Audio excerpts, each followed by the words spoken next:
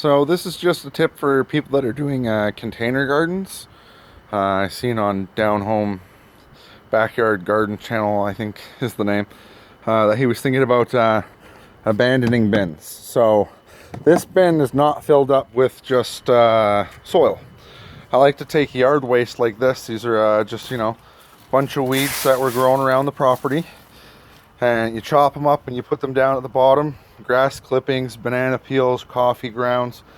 A healthy mix of that material at the bottom with a lot of drainage. Like if I sit here and water this thing, it will literally start pouring water out the bottom.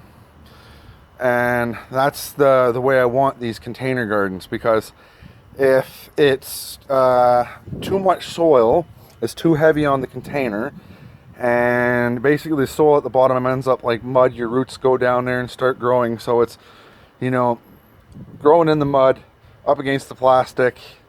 It sweats when it's dry, it drowns when it's wet. It's never happy. You'll get plants that are just like this, very small, very weak. I don't think this one had that treatment. Pepper plants didn't do well. Nothing really did well, because I think this one here is just straight soil. And yeah, when you have all that drainage, it works good. I think I did this 3 weeks ago. All these pepper plants were stunted in other containers, not growing at all. All these tomato plants were pretty small when I put them in there, pretty weak. Again, they were in another container that had the same issue. It did not have nearly as many holes in the bottom as it should. It did not have any kind of material at the bottom that was just going to let stuff pass through like water, or when the muck from the soils did finally reach down there, the very small particulates, it has something to run around in, and your roots will run down to this layer and start, wally-womping left and right and trying to find a new path down to the bottom. It's not going to get down there right away. And like even this container with my cucumbers here, it's all the same thing. Like all these vines, you got coffee ground material on top. I like to throw in banana water.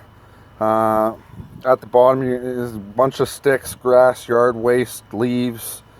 Not too many leaves, because I really don't have trees here back here anymore, but it'll be grass clippings and sticks and whatever I can find. Like I'll even come over here to this part of the yard and I'll break off pieces of this little bush here that's been growing up against this window forever, and I'll even put fresh pieces of this, just break it off, fresh pieces right down at the bottom. And yeah, it gives somewhere for the small particulate to hide without creating vast pockets of mud. It makes it much harder for your plants to get straight down to the bottom and start suffocating. It keeps the drainage, even on heavy rains, the drainage is very well. And I think that's the key. Like this bin over here, that's its main drain hole. That's its only drain hole, but as you can see, the soil level is very low. It's not a heavy packed dense soil, and it's growing an abundance of sunflowers. It's growing a zucchini. It's all relatively small plants, yes, but since the drainage is there, it's doing quite well for what it is. It's just one little tiny plastic bucket that I can lift with my hand. And I think that's the biggest thing about container gardens. Everything needs a very appropriate amount of drainage. Unfortunately, that is going to mean a little more upkeep when it comes to watering. But yeah, if there's one thing I can stress when doing container gardens, is make sure that the fill at the bottom is not just soil. You can mix some soil in with that fill at the bottom if you want, to make it more robust. I wouldn't recommend wood chips or anything along that line.